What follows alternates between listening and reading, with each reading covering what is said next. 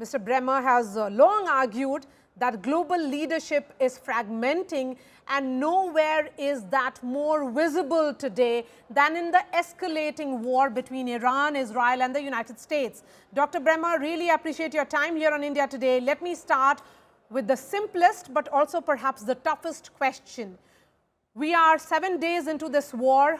Who is actually winning right now, Iran or the US-Israel alliance? Well, I mean, the Iranians are obviously losing in the sense that their navy's been destroyed. Their air defenses are non-existent, so sorties can be run over Iran now with impunity. Their leadership has the supreme leader and the military leadership has been decapitated, assassinated by the Israelis. I mean, this is not, and this is on the back of a country that already over the last 2 years had watched their proxy network anywhere from Hamas to Hezbollah to the overthrow of Assad in Syria to attacks on the Houthis in Yemen, watch the axis of resistance get systematically dismantled. So, I mean, the Iranians are by no measure in anyone's eyes actually winning here. Okay. But the United States is not doing this the way that Trump thought they would. Trump thought that there would not be significant military blowback in the region. He was wrong. He thought that there would be a very clear way to get from pre-war to a regime that he was more comfortable with, that would want to work with him. So far, he's been wrong. He didn't think there would be significant economic consequences, certainly not back in the United States.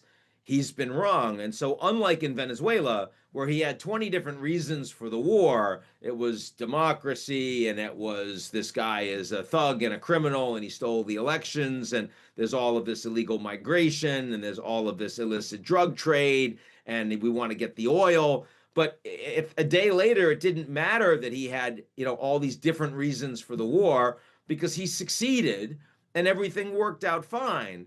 But a week later, after declaring war that isn't officially a war, but it's a war, against the Iranians, suddenly everyone's poking holes in what Trump is trying to do because he's not being so successful.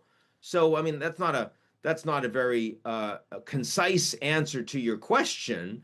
But I don't think it's easy to just say, okay, the Iranians are losing. It's true, but it needs a broader explanation. Okay, so before I come into the goalpost question, because what is evident is the US is constantly shifting its goalpost, I want to understand from you, Dr. Bremmer, this is already a regional war involving the entire West Asia. So is this now the beginning of the World War III? It's not involving all of West Asia in the sense that the Gulf states are not directly at war with Iran. Iran has definitely fired off a bunch of drones and missiles at anything they can reach, particularly non-hardened targets. So even Oman, which was leading the mediation process of negotiations between the US and Iran, even Oman was hit. And we saw, missiles at Turkey that were struck down, and Azerbaijan got hit with launches from northwest Iran. So, I mean, definitely lots of countries are experiencing direct strikes from Iran, but that's different from saying it's a regional war. We don't see the UAE, the Saudis, the Qataris, others that have their militaries directly involved in fighting with Iran. Not at all. Not at all. And so you're not going to be surprised when I say this isn't remotely close to World War III. I mean, the Chinese, who have been very engaged with Iran, they buy 80% of Iranian exported crude. They've been providing a lot of technology, including the technology that has powered a lot of Iran's drone capabilities. But China's basically told the Iranians, hey, we don't like this war, but you're kind of on your own. The Russians are pretty busy in their own front with the Ukrainians. They benefit from energy prices being higher, but there's nothing they can do here, just like there was nothing they could do when Bashar Assad got overtaken. And that was, of course, strategically very important for Russia because they had, a warm water port there, and they had a lot of military capabilities and some leadership that was stationed on the ground, projecting force more broadly. So no, I think this is what's interesting about this war is how few actors are directly involved. The United States and Israel went to war without even giving a heads up to their allies in advance. They had no idea. The Brits, who were told, we need your bases, but they weren't asked by the United States a day before, a week before, here's what we're planning, we'd like to work with you, nor were the French, nor were the Germans, nor were the Spaniards, right? And this is NATO we're talking about. Okay. So I think what's remarkable is how few countries are actually involved in the fighting. Okay, so, that's an important question that you've answered, that we are not really close to World War III. So, Dr. Bremmer, let me ask you the third big question that is on everybody's mind. Why is Donald Trump constantly, almost in real time, shifting the goalpost? What started earlier was the stated objective that it was to cripple Iran's nuclear and missile capability, but now the conversation seems to be about regime change. So I think there are a few reasons for that. The first is that Venezuela was so successful, and it's not regime change, it's the same regime, but Maduro's gone, and some of the worst, most aggressive and brutal of Maduro's inner circle, like the former Minister of Interior, have been forced out. That it does not imply a transition to a democratically elected government. Trump is now referring to Delcy as the president as opposed to the acting president. He's also just reestablished diplomatic relations with Venezuela. So the extraordinary success, popular in the US, popular across Latin America, more support from Latin American governments to go after the drug lords in Mexico, joint activities with the US and Ecuador just in the last 24 hours. That all made Trump feel like I could do the same thing in Iran. I can have the Delcy moment with the mullahs, and that will be extraordinary for me. That's one reason he did it. Second reason he did it is because he's already had experience using his military force against Iran, and Iran has done nothing against the US in return. He saw that when he ordered the assassination of Qasem Soleimani, the head of the Quds Force, at the end of his first term. The Iranians talked a big game and did nothing. Then he had the 12-day war. The Israelis started it, but he got involved late, but he got involved. The Israelis took hits. Almost 100 Israeli civilians were killed, but nothing happened to the Americans. They launched some strikes against the US air base in Qatar, but they gave a heads up to the Americans through Turkey and through Iraq. So Trump had reason to believe, in his mind, that Iran had no fist in their glove and they wouldn't be able to attack the Americans in response. And then finally, Trump has been frustrated that the focus of his foreign policy in his first term, which was economic, which was the tariff, has been constrained. He's got affordability issues domestically with midterms coming up, so the people aren't happy about it. You had the Supreme Court ruling down his ability to use tariffs whenever he wants with the IEEPA clause. You saw the Chinese hit the Americans back, and so the United States had to back down. And then he needs critical minerals, so the Brazilians were able to hit him. India was able to get the deal they wanted by taking a longer time and negotiating harder against the US. So suddenly, the economic route seemed more challenging, but militarily, Trump can do whatever he wants. Congress doesn't want to have any responsibility for that. There are no other countries that can hit the Americans back militarily the way they can economically. So I think for those three reasons combined, Trump felt particularly confident and capable and was particularly interested in a bigger military operation against Iran. And I think it was a huge mistake. I think that if Trump had just said, we're going to do the 12-day war again, open the aperture because they're rebuilding their nuclear capabilities and we told them not to, and they're expanding dramatically their ballistic missiles, and that's unacceptable, so we're going to take them out. and done that over the course of another 2 weeks, but no strikes against the top leadership, no thousands and thousands of sorties that leads to school kids getting blown up at what looks to be the hands of the Americans inadvertently, but nonetheless. All of that is really bad for the United States and makes Trump look like he bit off way more than he could chew here.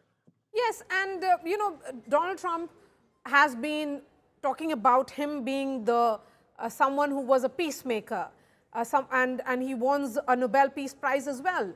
But here he is seen as an aggressor, someone who has perhaps fundamentally underestimated Iran's ability to retaliate and also sustain a war. I think that's right.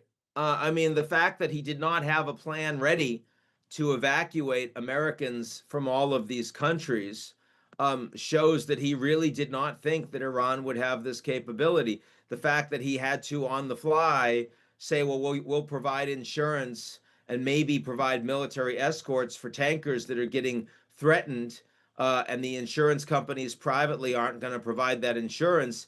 That was a response on the fly. It showed a lack of preparation, a lack of belief that the Iranians would be capable of causing this kind of disruption.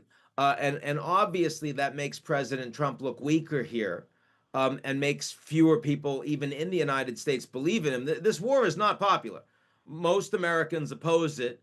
Only a small percentage of Republicans support it. But if there is, God forbid, a mass casualty event against Americans, you're going to see the United States oppose this significantly. This is the guy that just put together the Board of Peace. I mean, you would have thought, if you've got a new Board of Peace and you're the chairman, there would have been some meeting of that group that would have at least rubber stamped the attacks against Iran. It's not the case at all. So, I mean, clearly, Trump is all over the map. He's had some successes, as we've seen in Gaza with the peace plan and with the hostages being returned, being released.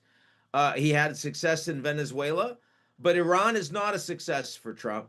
And the longer this war goes on, the worse it's going to be for him in the United States and more broadly.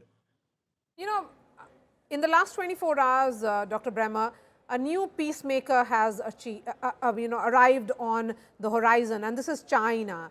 Can China then play the peacemaker because they have sent a special envoy to negotiate and navigate? What leverage do you think they will have, and will US really agree to this suo motu mediation? I think the fact that they're sending in an envoy is nice. It shows that China's not taking sides, even though they've been a principal economic supporter of Iran, keeping the Islamic Republic afloat. Again, a deeply brutal regime, capable and willing to kill tens and tens of thousands of their own population. So, China has blood on their hands with that support, but they also work with the Saudis. They work with the Emiratis. They buy oil from them too. They also provide technology. There's a lot of trade. There's a lot of tourism. And ultimately, China wants a stable region. And they're very pragmatic. In many ways, they're more pragmatic than Trump, whose ego matters a lot here in a way that Xi Jinping's does not, who's looking to make personal money for himself and his family with leaders in the region and more broadly, like in Pakistan. Xi Jinping doesn't care as much about that. So while it's comparatively easy for the Gulf leaders to make individual deals with Trump, Trump's approach to the Middle East is in many ways more worrying to them than the approach of China. And that's particularly true because Trump is gone in 2029 and Xi Jinping is not. And so in that regard, the Chinese leadership has a lot more in common with Mohammed bin Salman, with Mohammed bin Zayed, than Trump does. So, Dr. Bremmer, then what really happens from here onwards? Because the Israeli strikes have been militarily precise, but Iran continues to fire back. Does that also expose the limits of even the most sophisticated air defense systems and Iran's network of proxies from Hezbollah to regional militias? hasn't really fully entered the battlefield yet. Is there a sense that Tehran's biggest card is still on the table? No, but they still have cards. Their biggest cards are gone. Hezbollah a year ago was the most powerful non-state military in the world, and they're now getting pounded yet again by Israel after, under Iranian order, striking Israel with 6 missiles. Now, before the decapitation of Hezbollah a year ago, a typical sortie would be 40, 50, 100 missiles. This was 6 because they don't have it, because they're not as capable as they were before. The Houthis have not entered this fight, and the reason is because the Houthis are talking to Gulf states, seeing if they could be bought off. What kind of economic support, military support, guarantees might they provide if they choose to stay out of this fight? They've been getting a lot of funding from the Iranians, but they're much more independent than Hamas or than Hezbollah have been. So I don't think Iran necessarily has the ability to activate their proxies the way they did 2 years ago, 3 years ago, before the October 7th terror attacks by Hamas against Israel. Now, domestically, Iran still does itself have a lot of drones, and they have decentralized a decision-making authority to local commanders, which gives them the ability to engage in strikes. Those strikes are hitting the Gulf states, but they're not hitting hardened targets for the most part because they can't get through. So they're basically striking whatever they can. In my eyes, that's desperation. That doesn't show that the Iranians are marshaling some great and grievous capability that they haven't used yet. Again, they've just seen the assassination of their supreme leader and of their top military leaderships. And Ali Larijani, who's kind of the toughest man left standing, is saying that there's going to be strikes against America that they've never seen anything like before. That's pure propaganda and bluster, primarily aimed at Iran's own domestic audience.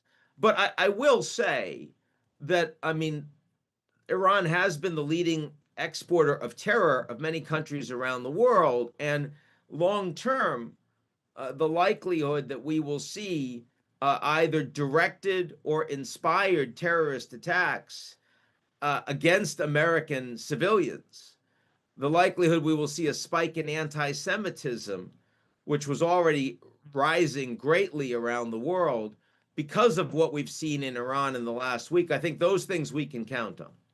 You know, there are reports, Dr. Bremmer, that Washington perhaps is exploring the idea of using Kurdish groups opening a front against Tehran from Iraqi Kurdistan.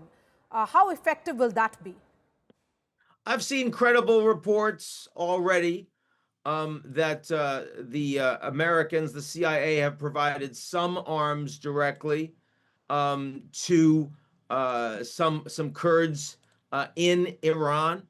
I've also seen that Trump spoke with some of the Kurdish leaders in Iraq.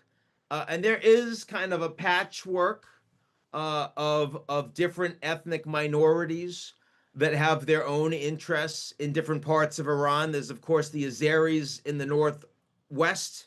There's Arab Khuzestan. There's the Baluchs in the southeast. And there's the Kurds in the west. And each of them have different aspirations, have different external sponsors. And so, I mean, in the worst case scenario, if the Iranian regime starts to crumble, you could imagine a civil war breaking out where Iran itself fragments with, huge numbers of refugees as a consequence, with arms spilling across the country and out into the region. That would be a very dangerous environment to be in, but it's possible. It's possible. At this point, I don't think that in the White House, there's not yet a lot of confidence that that's a winning strategy, especially because it could bring a lot of the Iranian people themselves to rally around their own repressive government, because they would prefer that to their country falling apart. Energy markets, shipping lanes, Gulf security, do you think it's all going to change fundamentally now? And could this trigger a global energy crisis, given how the Strait of Hormuz was choked? Um, we've got higher prices right now. Gas prices in the US are the highest they've been at any point in the Trump administration, one or two. So that really matters. And Trump's had to say, I don't care. They'll go up now, which, he started his State of the Union speech with how low oil prices, gas prices were, said they were under $2 at one station in Iowa. I'm sure that's not true today. So, that's a problem for him. And this could keep going for a while. Again, I think that the Iranians are going to have a hard time continuing this level of drone strikes for weeks and months. So I think the markets are still saying that they think this is going to be relatively short-lived. The long-term oil futures, they're not as liquid, but they're lower, and they're lower with an expectation that this is not going to be a global energy crisis. I think the biggest problem is natural gas, which is not a global market, it's a regional market, and their American prices are pretty flat, but the European prices have nearly doubled in the last week after a tough winter where storage levels are barely over 20%. So this is going to hit the Europeans at a time that they really can't afford it. Asian markets, as the Indians are seeing, also being hit hard on the natural gas front. So you don't see this spiraling out of control, or perhaps becoming a situation where the countries will start stacking up on oil? The Chinese already have major strategic reserves. The Americans are talking about insurance as well as escorts to help mitigate that challenge. I think that this is a major disruption in the short term, but I don't think we yet have evidence to believe that this is going to be a global oil shock. Okay, last couple of questions now, Dr. Bremmer. What is the timeline that you're looking at? How long will this war go on? It looks like we are likely to see boots on the ground from the Americans at some point in the coming week or two, with targeted intent, but with more Americans that could get killed. The Iranian air capabilities have been destroyed, but there are a lot of additional targets. If you're focusing on regime change, you want to go after the Interior Ministry's capabilities. You want to go after the besieged, the paramilitaries that are involved directly in repression of demonstrations. That's going to take a while. You've heard now from the White House and from the Secretary of Defense that this could be 4 weeks, maybe 8 weeks of strikes. Now, Trump could change his mind tomorrow and say, okay, the Iranians are reaching out to me and I'm willing to stop for now and talk to them. He's capable of doing that. But so far, I've seen no intention that is imminent. So it feels to me like we're going to be in this for a while now to come. The Americans have the capacity to end this war at any moment. It's up to Trump. That is, as they say, a curse and a blessing. So when does this war end actually? Yeah, it ends when Trump says it ends, and the Americans are going to run short on interceptors. Military capabilities in part will help to tell that message. I don't think this is a war that's going to go on for a year. This isn't like the Iraq War in that regard. It's probably a matter of 4 weeks to several months. But when it's over, you could still see terrorist acts. When it's over, you could still see drone strikes. When it's over, you could still see the Americans responding in a very aggressive way as those things occur. So, the baseline expectation would be a much more unstable environment in how the Americans are engaging in and around Iran.